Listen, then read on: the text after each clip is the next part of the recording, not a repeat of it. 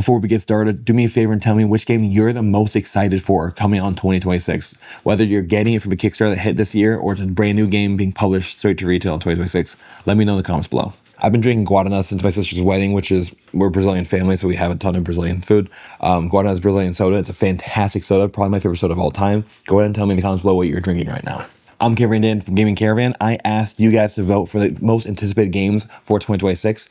Let's go ahead and get started. 123 of you voted. If you want to vote more, go ahead and go to the description of this video and join my Facebook group where I put all of my polls in there. You can add whatever stuff you want to those polls, and then those results will end up on these videos right here. Talking about my personal pick, no one voted for this but me. My personal pick for games I'm excited for 2026 is Terraria by Paper 4 Games. There's a small chance they're sending it to me, and yeah, I know, video game IP game. What do you expect? It's a personal pick. We're moving on. I was a huge fan of Terraria, the board game, or Terraria, the video game, and was really excited to see Terraria, the board game, and how it ended up. It looks very beautiful, it looks very interesting, and I really think that it could be a quality game in and of itself. If it's anything like Stardew Valley, which regardless if you like the video game or not, because I've never even played the video game, I think it's a pretty decent game. We're going on. Let's go ahead to what you guys voted for. At number 6, we have the Game Makers. Now, I'm surprised that this barely got any votes whatsoever. It got maybe 10 votes. Yeah, I just checked. The Game Makers only has 6 votes in this poll, and I'm one of them. I'm excited for the Game Maker because I love business economic themed games. I like IP games. This is a game utilizing real IPs of real board games, real board game companies, where you're going ahead and going to produce these games. Now, apparently the main issue people had with this is the price point. This game was really expensive, like $129. So people were really, really high for this game. They saw the cost of the game and then they dropped out. Additionally, a lot of people who are playing the game are saying the game's surprisingly lighter than you expect, which could be a good thing, could be a bad thing, depending on who you are and what you're looking forward to. I like medium games, I like light games, I like heavy games. So regardless, as long as it's a medium to heavy game, I'm gonna be excited. If it's too heavy, I would still be happy with it, but if it was too light, I think I'd be disappointed with it. And especially when you pay a $129 price point, that you kind of want a heavier game. I know that the production quality is really, really good, cool. I don't really care though. If it's a light game, I'm not paying $129 for it. That's just my opinion. Bezier Games did a great job pulling in a bunch of different IPs for this project. It's very interesting. Some new companies are in there, some classic companies are in there, some new games are in there, some classic games are in there. And I'm overall really excited to see this game fulfilled. I know someone who backed it, I think for the full thing, and I really, really, really, really want to play this game. Bezier, if you see this, definitely send me a copy if you want to get someone to cover this game for you. I'd love to share my thoughts. Going on to Horror on the Orient Express. Now, to be fully honest, I know very little about this game. I'm gonna look up it right now, Horror on the Orient Express. I've heard a lot about it though, which is very interesting. It looks beautiful. I think it's like a Cthulhu-based game. It's a cooperative game where you and investigators means Cthulhu. Investigators try to survive a doomed train. So it's a cooperative game, and I'm not too surprised seeing a lot of hype for co-op. People really, really like to jump on board for co-op games for some reason. They have a blast with them.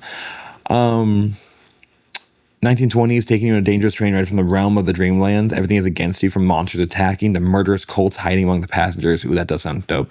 In this co-op, you and the other investigators try to survive. To win, you must hunt the cultists to stop them from performing a hideous ritual and ensure the train reaches its destination. That's pretty cool. So it's like a Cthulhu-ish Murder on the Orient Express type vibe, where like you're trying to figure out it's a whodunit kind of thing, where what members are in the cult. I can see that being a hit, and the art's beautiful. You'll see right here. I see on my phone. Look right here. The art is pretty nice. I'll say that much. So I can understand the hype for this game. Now, looking at number 5, looking at number 4, we have Cascadia Alpine Lakes at 9 votes. Now, Cascadia is, if you don't know, a really big game. People are in love with Cascadia. I don't like Cascadia too much. This game is a new base game, like a sequel game to Cascadia, where it's a standalone follow-up to Cascadia. Effectively, what you're doing is you're building your own environment in front of you. In Cascadia, where you're going to draft tiles, flesh out boards, put creatures on those tiles, and score the creatures, score the environmental tiles that you placed. It's a hoot. Variable scoring conditions, depending on what cards are in play at the beginning of the game, and apparently just gives new gameplay for that. So basically, like if you like Wingspan, the base game, you would want to go ahead and get Wingspan Asia, because it's just more in the game and might add new mechanics. This is effectively the same thing, where it just might add new things. Definitely adds new things, just might add new mechanics, might add new art, might add new environment types, etc., etc. I don't really know what it's going to add, but I know that if you like Cascadia, this is something to keep your eye on for, and people are very excited for it. By the way, we have a Kickstarter coming out in February 2026. Go ahead and go to the comments of this video and click on that link to follow the Kickstarter. We really need 1,000 people following this Kickstarter by 2026 in order to have a shot at making this project work. So definitely please support that if you like what we do. Now, going to Fromaggio, if you don't know, Fromage was a very popular game when it first hit. I actually don't know anyone other than one guy who didn't like Fromage. Fromaggio is a sequel game, and I don't know why they really need a sequel game for this. It's a good game, but in Fromage, it's a simultaneous action game where we're doing a bunch of different mini games. Everyone's playing their own little slice of cheese. After your turn's done, you're going to rotate the board 45 degrees and play on the next slice of cheese. And then you're basically building on what the last player did. You're scoring your own points, though, because one might be area control, one might be like a kind of a war game, one might be recipe fulfillment, one might be, and everyone has your own farm you have to utilize as well. It's pretty interesting. But Fromaggio, let me just read what it says. Fromaggio is a standalone expansion for Fromage. With both games put together, you combine any 4 quadrants. So it's quite literally a sequel game. Fromaggio is a simultaneous worker placement game where players place workers to make cheese and gather resources from the quadrants of the board facing them. Once all players have placed their workers, the board rotates, aging the cheese that was made, presenting each player with new quadrant placed workers into. So it seems to be like just more if you like Fromage. If you like Fromage, definitely get Fromaggio, it looks like. I liked Fromage. I didn't like the asymmetric boards, though, because some were, in my opinion, better than others, almost objectively speaking, but I'll go into that if I ever cover Fromage or Fromaggio. If you are the publisher for Fromage or Fromaggio and want to get some free coverage, definitely send me a copy. Yeah, I did like Fromage a lot. And if this is more of the same, and it says 4 all-new puzzling mini-games, I like systems, so I could really see that being a hit. I would love to play them all interchangeably. And I'm really looking forward to it, to be fully honest. I'm excited to see what this could be. For the record, Fromaggio got 12 votes. Now, I didn't know this next game either. We got the Great Library with 17 votes. I did have to look this up already. And once I saw the designer and artist, made way more sense. The designer is Vital Lacerda, and then the artist is Ian O'Toole. So both of them were big hits in the space.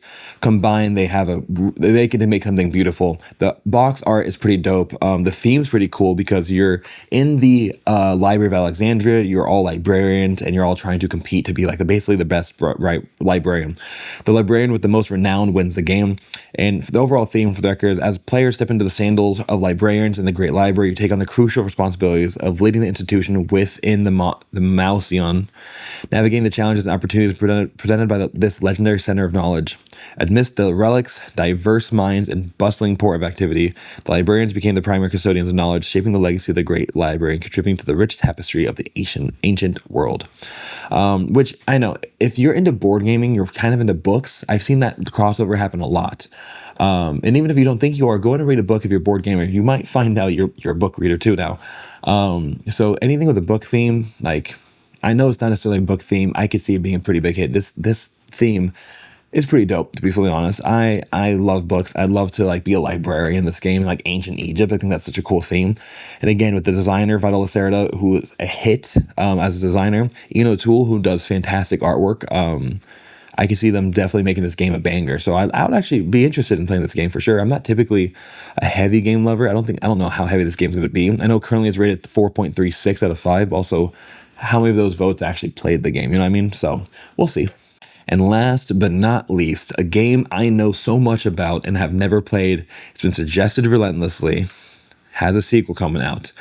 This is at number 1 at 28 votes, by far the most voted for game. We have Brass Pittsburgh.